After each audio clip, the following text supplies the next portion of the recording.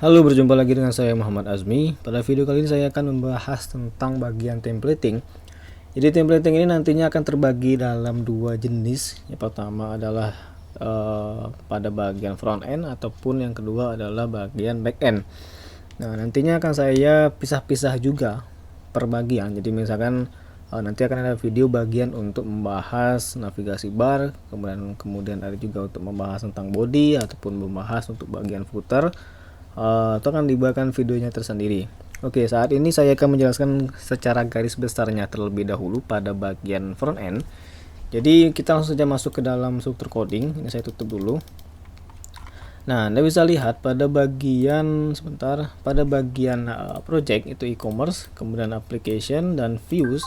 Di sini ada dua folder yang menjadi poin inti, yaitu di back dan front. Nah, saat ini kita akan membahas bagian front terlebih dahulu. Nah, di front ini memiliki folder-folder yang dimaksudkan untuk memudahkan kita dalam memanage ataupun mengatur masing-masing modul ataupun fitur yang kita sediakan di website toko online ini. Jadi kalau untuk dalam satu halaman itu nantinya akan ada yang namanya header, kemudian ada lagi yang namanya navbar, setelah itu ada lagi yang namanya sidebar. Yang sidebar ini nantinya bisa ditampilkan atau tidak tergantung dari pengaturan yang Anda atur. Nah, kemudian di footer ini juga bisa ditampilkan seperti ini. Maksud footer ini adalah pada bagian kaki di bagian bawah di sini, mulai dari marketplace hingga pada bagian tombol kembali ke atas. Oke, kemudian di sini ada saya yang terlewat sedikit, mana pada bagian produk tadi di body ini saya perbaiki terlebih dahulu. Mana ya tadi. Nah, di sini saya kembalikan dulu posisinya di pada bagian sidebar. Kemudian jika digeser, oke, ini saya hapus dulu. Nah, seperti ini. Saya tutup dulu bagian body. Jadi saya bahas dulu pada bagian header dalam suatu halaman HTML. Nah, jadi nantinya di setiap halaman itu akan memanggil file header.php. Jadi kita tidak perlu memasukkan ataupun mengcopy paste lagi suatu struktur HTML yang mubazir kalau kita panggil berulang kali untuk di dalam suatu halaman. Jadi misalkan nih, ini saya copy. Kemudian Anda membuat suatu modul baru, misalkan namanya adalah komentar, misalkan komentar. Kemudian Anda buat lagi di sini namanya adalah buat lagi file body, misalkan body.php. kemudian Anda buat lagi di sini namanya, yaitu filenya adalah header.php. Sebentar, maaf, bukan di body ini Anda masukkan ini bagian headnya, kemudian Anda masukkan lagi pada bagian, misalkan saya ambil pada bagian produk yang saya copy body. Ini kan mulai dari body pada bagian bawah sini, ini body, kemudian saya masukkan lagi di bawah sini body, kemudian memasukkan lagi namanya footer. Nah, itu sangatlah tidak efisien, karena dengan menggunakan sistem templating kita jadi lebih mudah dalam menghandle file-file yang ada di project sistem kita. Ini saya hapus. Oke, kemudian kita kembali lagi pada bagian header. Nah, jadi di header ini terdiri dari pertama tag HTML yang tidak akan saya jelaskan secara detail, karena saya beranggapan Anda sudah memiliki ataupun paham dasar-dasar HTML ataupun Bootstrap, terutama di bagian Bootstrap 3. Nantinya akan saya buatkan untuk video penjelasan di Bootstrap 4 di videonya tersendiri. Namun di sini saya akan menjelaskan kulitnya dulu pada bagian templating di halaman depan. Jadi title ini diambil dari controller di per masing-masing control. Di sini misalnya ada OTH, kemudian blog, card hingga ke produk. Yang title ini diambil berdasarkan settingan yang ada di controller. Nantinya akan saya jelaskan pada masing-masing controller yang punya videonya tersendiri. Begitu juga dengan company data. Company name merupakan pemberitahuan ataupun penampilan nama toko. Kemudian viewport untuk menampilkan dalam format responsif yang merupakan bawaan dari si Bootstrap. Kemudian baris ke-7 hingga ke-14 akan saya jelaskan pada videonya tersendiri pada bagian halaman produk. Nah, mulai dari 15 hingga kepada bagian bawah, baris berapa ya, 29, ini merupakan bagian yang akan sering dipakai di setiap halaman, karena Anda bisa lihat saat ini pada baris ke-16 merupakan pemanggilan CSS tema dari project ini. Nantinya akan saya buatkan satu video khusus bagaimana cara mengganti tema di project e-commerce profesional ini. Kemudian ada pemanggilan file custom.css yang isinya itu adalah assets, kemudian template, front end, CSS, custom.css yang berisi tentang seperti ini. Nah, kita membuat suatu baris baru atau namanya fungsi baru untuk padding bottom, yang dimana untuk memberikan batas bawah di halaman website kita. Jadi Anda bisa lihat di sini ada coded by asmi.jr, kemudian kembali ke atas yang ada jarak antara tulisan ini dengan bagian bawah halaman. Contoh misalnya saya buat di sini 120, saya simpan, kemudian saya refresh. Nah, dia akan otomatis memiliki jarak yang lebih tinggi sebelumnya. Karena itulah gunanya menggunakan perintah padding bottom untuk memberikan jarak di bagian bawah. Kemudian saya kembalikan, saya refresh. Nah, saya lihat seperti ini. Nah, kalau misalkan Anda sudah mengganti struktur CSS atau mengganti tampilan, ketika Anda lihat lagi setelah melakukan perubahan tersebut tidak berubah dengan yang semestinya, Anda harus merefresh ataupun menghapus cache yang ada di browser. Caranya bagaimana? Adalah menekan tombol Ctrl, Shift, dan Delete. Maka akan tampil seperti ini kalau di Google Chrome. Tapi kalau yang seperti di Firefox juga akan kurang lebih seperti begini. Yang jelas kita buang atau kita centang cache image and filesnya. Kemudian ke data, maka akan menampilkan tampilan halaman yang sangat fresh atau sangat baru. Jadi dengan perubahan yang baru Anda lakukan juga akan terbaca. Kemudian seperti biasa untuk H1, H-5 merupakan pengaturan untuk mengatur besar font. Kemudian jenis font itu apakah bold atau tidak. Kemudian text transform merupakan untuk merubah teks tersebut menjadi uppercase atau huruf cetak semua. Pada bagian modal untuk mengatur bagian modal, kemudian hover, visited, link, dan aktif ini berguna untuk menghilangkan garis bawah pada setiap URL seperti ini. Jadi Anda lihat saat ini tidak ada garis bawah, tapi ketika saya buang di sini, saya simpan, saya refresh, dia akan tampil garis bawah yang tidak enak dilihat. Jadi kita akan menghilangkannya. Nah, seperti ini garis bawahnya. Jadi kita kembalikan, saya simpan, saya refresh, dia sudah tidak ada lagi. Oke. Nah, kemudian kita kembali ke header. Ada lagi yang namanya pemanggilan file jQuery, file JS dari Bootstrap, kemudian font awesome yang berguna untuk menampilkan icon-icon seperti di gambar ini, gambar orang seperti ini, kemudian gambar kalender seperti ini, menu-menu yang ada di navbar seperti tambah label di kategori, tanda ataupun simbol keranjang di menu keranjang, dan register atau login gambar user. Kemudian slider di sini yang akan menampilkan plugin ataupun pemanggilan slider menggunakan plugin Slippery. Kemudian juga berikut dari JS dan CSS-nya. Kemudian dalam urusan templating kita perlu memanggil fungsi base URL seperti ini. Nah, kenapa diperlukan base URL? Karena kalau misalkan Anda tidak memanggil dengan URL yang fix, atau nantinya kalau Anda lihat di view page source, dia akan menampilkan seperti ini, http localhost e-commerce, baru dimasukkan assets, template, dan sebagainya. Nah, kalau ini tidak Anda masukkan, maka akan menampilkan tampilan seperti ini. Nah, ini istilahnya nanti kalau Anda berurusan dengan suatu halaman produk, nanti dia tidak akan tampil dengan yang semestinya. Jadi itulah kenapa dibutuhkan pemanggilan atau penambahan URL yang fix atau yang seharusnya menggunakan fungsi si base URL dari bawaan kode igniter. Nah, kemudian di bawahnya lagi setelah slider ada yang namanya drop down menu plugin yang diambil dari CSS menu. Jadi menu yang paling atas di sini itu saya ambil atau saya integrasikan juga dengan CSS menu yang bisa Anda lihat di sini nanti, cssmenumaker.com. Jadi tinggal kita pilih temanya seperti apa. Yang di sini ada yang responsif dan ada yang tidak. Jadi tinggal Anda sesuaikan saja nanti. Nah, untuk pengaturan menunya nanti akan saya buatkan di video tersendiri. Kemudian setelah itu di bawahnya adalah favicon yang dimana kita mengambil gambar ataupun mengatur suatu gambar untuk dijadikan icon di sebelah Windows browser tab seperti ini.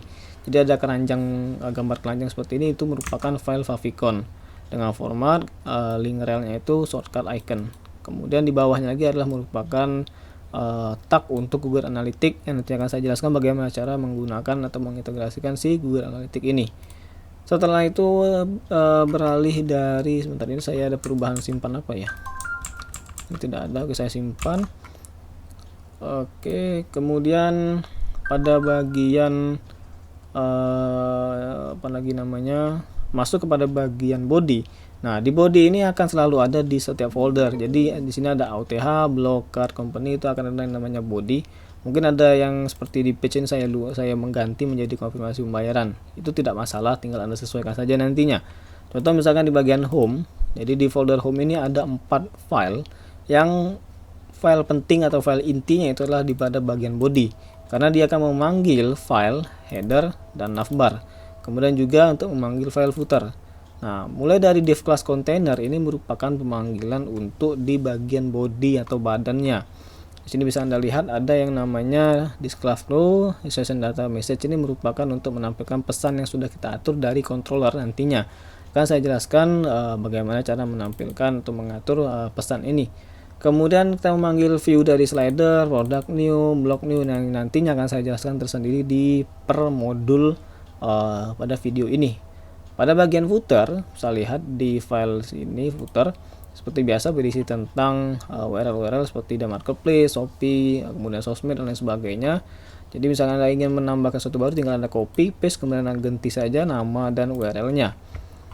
Kemudian di sini ada menu tambahan ataupun bagian tambahan, yaitu namanya sidebar. Nah, sidebar ini berguna ketika misalkan Anda buka suatu barang, dia tampil seperti ini. Jadi sebelah kanan ini merupakan menu sidebar atau kolom sidebar yang dibuat dengan cara, misalkan kita buka di produk, itu ada yang namanya body.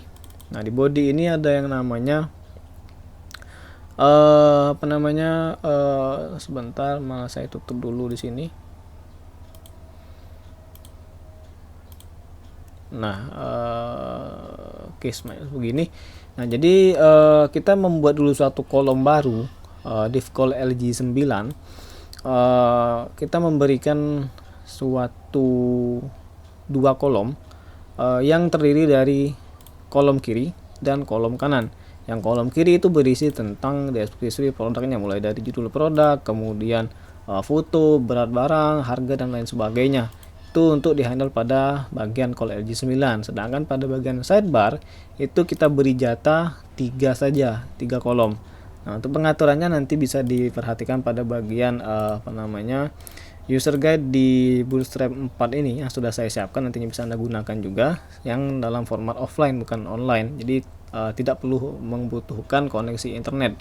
Jadi tinggal dibaca saja pada bagian documentation. Nah, di sini adalah bagian untuk Anda bisa mempelajari juga secara detail dari Bootstrap 4. Nah, kalau untuk bagian kolom itu pada bagian layout, di sini Anda bisa lihat layoutnya bagaimana. Ada yang namanya XS, SM, MD, LG, dan XL. Mungkin akan saya buatkan satu video khusus istilahnya dasar-dasar dari penggunaan si Bootstrap ini secara murni ataupun secara dari awal. Kemudian kalau untuk penjelasan kolom seperti tadi, Anda bisa lihat ada call LG3. Kita tidak perlu menggunakan penjelasan yang lebih detail. Misalkan misalkan saya ambil di body, di home, ada yang namanya product new. Di sini Anda bisa lihat div class call XL3, call LG4, MD12, SM6, XS12. Ini digunakan ataupun bertujuan untuk memberikan tampilan yang berbeda dari masing-masing ukuran layar. Jadi kalau XL itu Anda lihat pada bagian user guide si Bootstrap ini. Kalau XS sebentar. 1 2 3 2, 4, bukan ini, 1, 2, 3, 4, 5. Nah, jadi XS itu dimulai dari ukuran 575 pixel, kemudian XM itu 576, MD 768, LG-nya 992, dan XL adalah 1200 pixel. Untuk pengurutannya kita akan membuat dari terbesar ke kecil. Nah, kalau yang di Bootstrap 3 itu dari kecil ke besar. Kemudian ada yang namanya lagi card. Nanti akan saya jelaskan pada bagian penampilan produk bagaimana cara menampilkan card, yang kalau Anda lihat di pada Bootstrap ini ada yang namanya card seperti ini. Nah, dia card seperti ini untuk menampilkan kotak-kotak seperti ini. Itulah gunanya, tujuan dari pembuatan suatu card. Dan juga akan saya jelaskan bagaimana cara membuat card tersebut ataupun produk yang ditampilkan itu dia berjajar seperti ini. Kita akan menggunakan fungsi for each nantinya. Kemudian di sidebar tadi itu berisi tentang rekomendasi produk, blog terbaru, Facebook, customer service yang bisa Anda atur sendiri nanti. Misalkan Anda ingin menambahkan suatu pilihan ataupun modul baru, misalkan misalkan Anda ingin menampilkan sosial media lain ataupun tombol sosial media lain di pada bagian kolom, tinggal Anda buat saja misalkan HR untuk memberikan suatu garis yang bisa Anda lihat saat ini. Ini ada garis yang menggunakan tag HR. Kemudian H4 untuk membuat suatu teks ini menjadi besar dan ukurannya sama. Kemudian jangan lupa HR lagi, karena dia akan diberikan garis seperti ini, garis atas dan garis bawah. Kemudian pada bagian view-nya itu ada di front modul, karena di sidebar itu termasuk dalam kategori modul. Jadi di folder modul ada namanya blog, CS, kemudian Facebook, dan recommend. Itu jangan lupa Anda masukkan di sini, karena kita langsung akan melakukan proses pengulangan penampilan data yang akan saya jelaskan pada proses penampilan ataupun coding dari controller model ke view-nya. Itu akan saya jelaskan sekaligus dengan view-nya si penampilan kotak-kotak di Bootstrap ini. Nah, setelah itu apalagi ya, setelah dari sini tidak perlu lagi dijelaskan untuk bagian templating-nya, karena seperti biasa dalam suatu halaman nantinya misalkan nih Anda ingin membuat suatu modul baru, anggap saja komentar misalkan. Anda tinggal klik kanan di front kalau ini statusnya ataupun kondisinya di text editor Atom. Klik kanan di front, kemudian pilih new folder. Anda buat folder view baru yaitu komentar. Kemudian Anda tinggal copy saja, misalkan Anda copy ini. Pada bagian komentar Anda buat dulu filenya, new file, body misalkan, body.php, enter. Tinggal Anda paste. Nah, jadi bagian header dan navbar beserta footer itu sudah otomatis terpanggil nantinya. Jadi Anda tidak perlu memasukkan si file header navbar secara manual, yang kalau misalkan Anda lakukan secara manual atau Anda masukkan semua filenya header navbar berulang kali di setiap halaman dalam style seperti ini, atau misalkan header Anda masukkan di sini, navbar Anda masukkan di bawahnya, atau dalam tanda kutip tidak dinamis atau tidak melakukan template yang seperti saya lakukan di sini, maka Anda akan kerepotan saat ada bagian yang salah ataupun ada bagian yang error. Nah, jadi Anda akan melakukan perbaikan di setiap halaman, di setiap file. Tapi karena Anda sudah melakukan templating, Anda cukup melihat bagian mana yang salah. Misalkan yang salah adalah header, Anda tinggal merubah saja ataupun coding saja di bagian header, tidak perlu bagian lain. Jadi itulah gunanya dari templating. Nah, kemudian untuk di body Anda tinggal buat saja misalkan di sini untuk kolomnya berapa, kemudian apa yang ingin diisikan. Oke, itu untuk sampel contohnya untuk apabila Anda mendapatkan ataupun ingin membuat suatu modul baru. Ini saya hapus, saya tutup, ini saya buang karena tidak terpakai. Komentar saya hapus. Oke, nantinya penjelasan yang lebih detail lagi masuk dalam coding, misalkan pada bagian block new ini apa maksudnya di flash rule, call SM dan sebagainya, itu akan saya jelaskan di videonya tersendiri. Oke, sampai jumpa di video selanjutnya.